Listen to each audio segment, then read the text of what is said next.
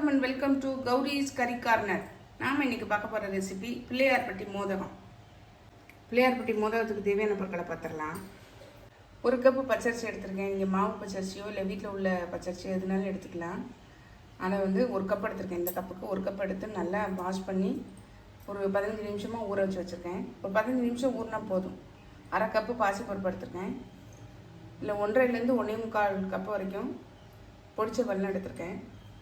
1/2 cup துருவின தேங்காய் mixie ஜாரில் போட்டு ஒரு சுற்றி வச்சுருக்கேன். 4 ஏலக்காய். இப்போ அரிசியை நம்ம உணர்த்திடலாம். இது மாதிரி ஒரு காட்டன் துணி எடுத்திருக்கேன். இதில் நல்லா ஃபில்ட்ரு பண்ண இந்த அரிசியை நல்லா நம்ம நல்லா இது மாதிரி உணர்த்திடலாம்.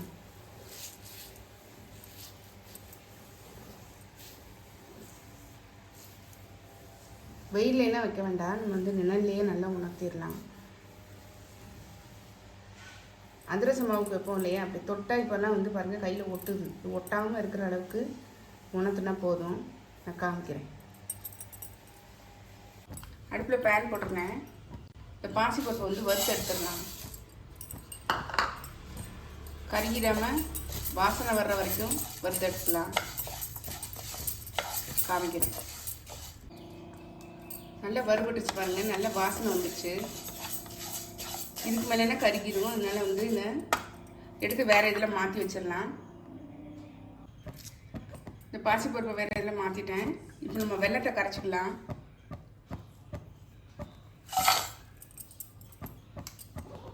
இதுக்கு ஒரு 1/2 கப்பு தண்ணி விட்டுக்கிறேன்.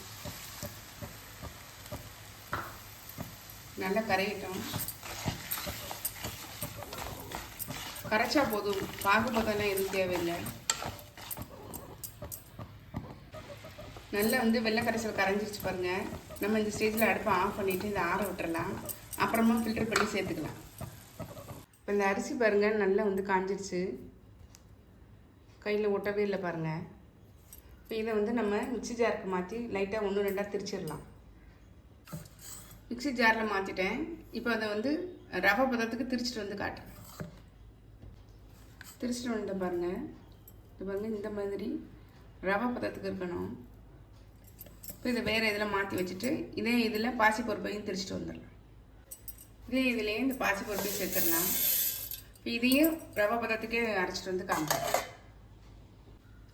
இதையும் இந்த பாசிப்பருப்பையும் ரவை பதத்துக்கு திரிச்சிட்டு வந்தாச்சு. இருக்கட்டும். அடுப்பில் ப்ரெஷர் பேன் போட்டிருக்கேன். இதில் 1 டேபிள் ஸ்பூன் அளவு நெய் விட்டுக்கலாம்.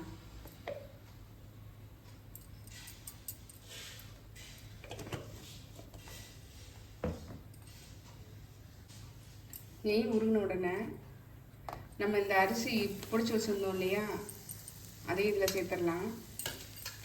அது மாதிரி பாசிப்பருப்பு பவுடர் பண்ணி வச்சுருந்ததையும், அதாவது ரவை பதத்துக்கு உடச்சி வச்சுருந்தோம் இல்லையா, அதையும் இதில் சேர்த்துடலாம். இப்போ நல்லா வறுத்து விட்டுறலாம். இதை இந்த நெய்யிலேயே ஒரு 2-3 நிமிஷத்துக்கு நல்லா வறுத்து விட்டுறலாம். இதை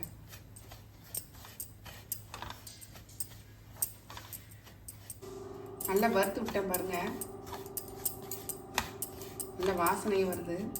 நான் இந்த கப்புக்கு 1 கப்பு அரிசியும் 1/2 கப்பு பாசிப்பருப்பு எடுத்திருக்கேன். இப்போ நம்ம இந்த கப்புக்கு 3 கப்பு வெள்ளை கரைசல் இருக்கு இல்லைங்களா, அதை ஊற்றிக்கலாம். நான் நல்லா ஃபில்டர் பண்ணி வச்சுருக்கேன்.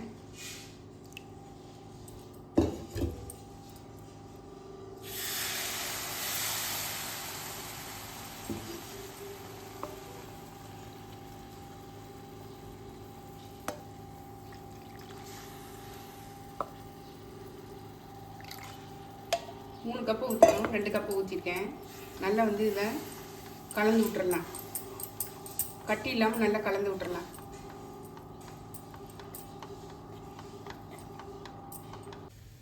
இந்த 3வது கப்பை இதில் ஊற்றிடுறேன். நல்லா கலந்து விட்டுறலாம். கட்டி இல்லாமல் நல்லா கலந்து விட்டுருங்க.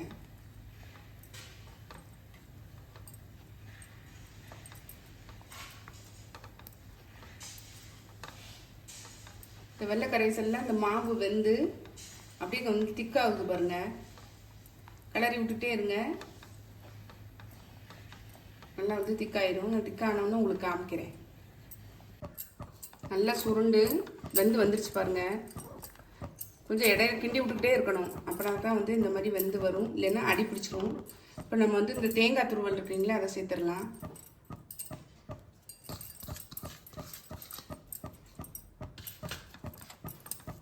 சிம்லேயே வச்சுக்கோங்க.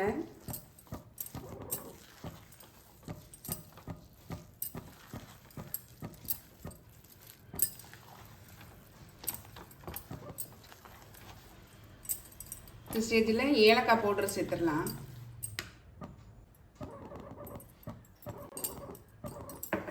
நல்லா மிக்ஸ் பண்ணி விட்டுறலாம்.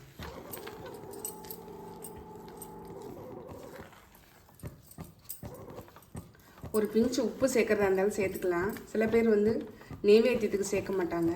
நான் இன்றைக்கி சேர்க்கலை. இப்போ இதை வந்து நம்ம அடுப்பை ஆஃப் பண்ணி ஆற விட்டுறலாம். இதுக்கடையில் ஒரு டேபிள் ஸ்பூன் வந்து நெய் விட்டோம்னா, ஒரு டேபிள் ஸ்பூன் கூட வேண்டாம், ஒரு ஸ்பூன் விட்டால் கூட போதும். வாசனையாக இருக்கும். இது ஆப்ஷன் தான். உங்களுக்கு வேணும்னா பண்ணிக்கலாம், வேண்டாம்னா விட்டுறலாம். மோதகம் நல்லா வந்து நெய் வாசனையோடு இருக்கும். இப்போ இதை வந்து அடுப்பை ஆஃப் பண்ணிவிட்டு இறக்கி வச்சிடுறேன். அதை ஆறட்டும். அதுக்கப்புறம் நம்ம வந்து மோதகமாக பிடிச்சிக்கலாம். இது வெந்துருச்சான்னு எப்படி கண்டுபிடிக்கிறதுன்னா, கையில் இருந்து தண்ணியை நினச்சிட்டு இப்படி தொட்டு பார்த்தீங்கன்னா கையில் ஒட்டாமல் இருக்கும். இதுதான் பதம். இப்போ நம்ம அடுப்பை ஆஃப் பண்ணி இறக்கி வச்சு ஆற விட்டுறலாம். மாவு நல்லா ஆறிச்சு பாருங்க. நெய்யோ இல்லைன்னா எண்ணெயோ இதை தொட்டுக்கிட்டு நம்ம வந்து என்ன செய்யலாம், நல்லா ரவுண்டாகவும் பிடிச்சிக்கலாம். அப்படி வெறும் உருண்டையாகவும் நம்ம வந்து பிடிச்சிக்கலாம்.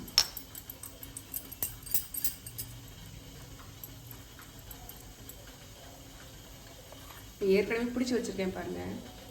இது மாதிரி ரவுண்டாகவும் பிடிக்கலாம். இதே மாதிரி பிள்ளையார் மாதிரியும் பிடிக்கலாம். இது நான் உங்களுக்கு செஞ்சு காட்டுறேன் பாருங்கள்.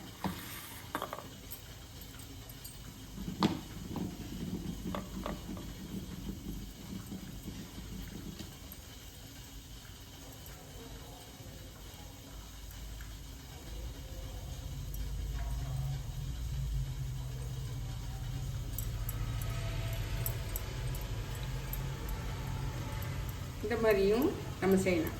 இந்த மாதிரி ஏற்கனவே செஞ்சு வச்சுருக்கேன் பாருங்கள். இந்த மாதிரியும் செய்யலாம். இப்போ இந்த மாதிரி இந்த அச்சுலையும் நம்ம வந்து செய்யலாம். இந்த அச்சில் வந்து நம்ம எல்லாத்துலேயும் நல்லா நெய்யோ எண்ணெயோ வந்து நல்லா தடவிக்கிறணும்.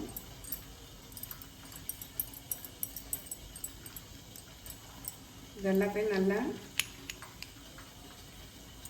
மூடிட்டு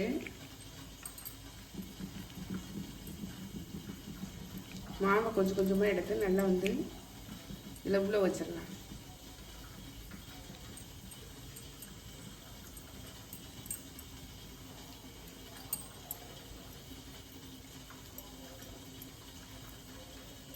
நல்லா உள்ளே வந்து எண்ணெயும் நெய்யும் வந்து நல்லா தடவி இருக்கணும். அப்போ தான் அந்த அச்சு வந்து நம்ம கரெக்டாக விடும்.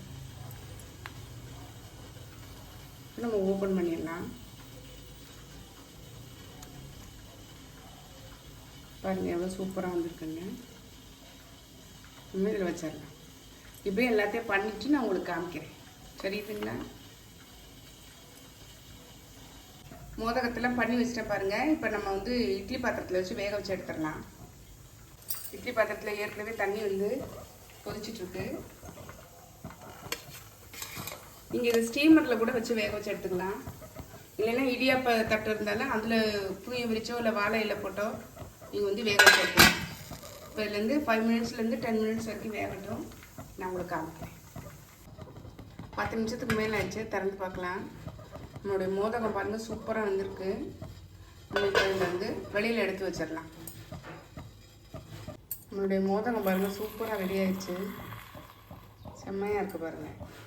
நம்மளுடைய பிள்ளையார்பட்டி மோதகம் பாருங்கள் சூப்பராக ரெடி ஆயிடுச்சு. நீங்களும் இந்த ரெசிபியை செஞ்சு பாருங்கள். ரொம்ப சாஃப்டாக செம்மையாக இருக்குங்க. டேஸ்ட்டு செம்ம டேஸ்ட்டாக இருக்குது. குழந்தைங்கள்லேருந்து பெரியவங்க வரைக்கும் நல்லா விரும்பி சாப்பிடுவாங்க. கண்டிப்பாக ட்ரை பண்ணி பாருங்கள். ட்ரை பண்ணி பார்த்து கமெண்ட்டில் சொல்லுங்கள். லைக் பண்ணுங்கள், ஷேர் பண்ணுங்கள், சப்ஸ்கிரைப் பண்ணுங்கள். பக்கத்தில் பெல் ஐக்கானை கிளிக் பண்ணுங்கள். நாளைக்கு வேற ஒரு ரெசிபியில் உங்களை சந்திக்கிறேன். பை. தேங்க்யூ. முன்னே ஒன்று பிச்சு காட்டுறேன் பாருங்கள்.